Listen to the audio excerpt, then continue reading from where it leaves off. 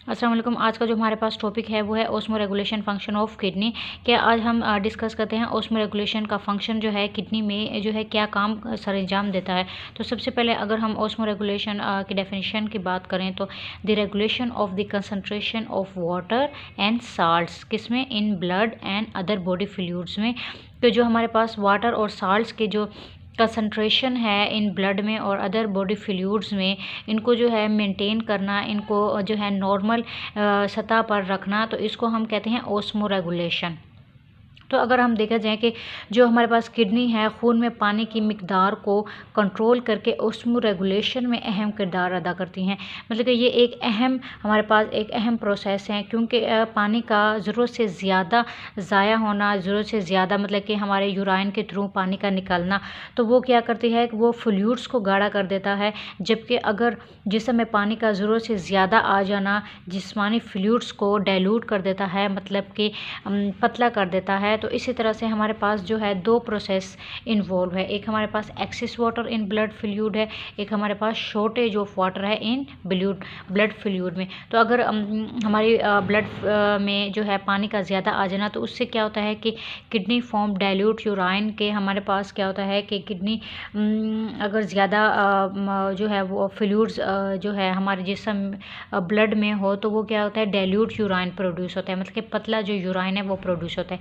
तो kidneys filter more water from glomerulus capillaries into Bowman capsule.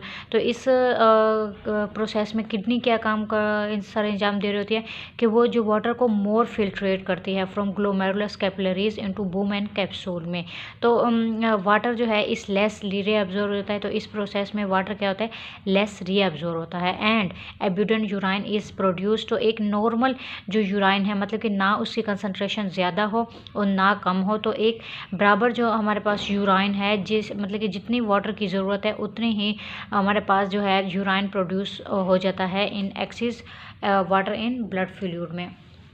तो अगर हम दूसरे जो है ब्लड शॉर्टेज प्रोसेस की बात करें कि जहाँ पे शॉर्टेज ऑफ वाटर हो इन ब्लड फ्लूइड्स में, कि वाटर की जो कमी हो इन ब्लड फ्लूइड्स में, तो वहाँ पे क्या होता है कि वहाँ पे हमारे पास ये होता है कि जब जिस्मानी फ्लूइड्स में पानी की कमी हो, तो गुर्दे जो है ग्लोमेरुलस की कैपिलरीज से कम पानी फिल्टर करते हैं।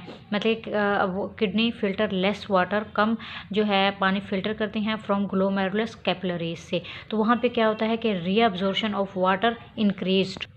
तो इससे क्या होता है कि रीअब्जॉर्प्शन ऑफ वाटर इंक्रीज, तो इससे रीअब्जॉर्प्शन ऑफ वाटर इंक्रीज हो जाता है और लेस फिल्ट्रेशन वाक़या होती है, टेक्स प्लेस। लेस फिल्ट्रेशन जो है हमारे पास हो रही होती है during shortage of water in blood fluids.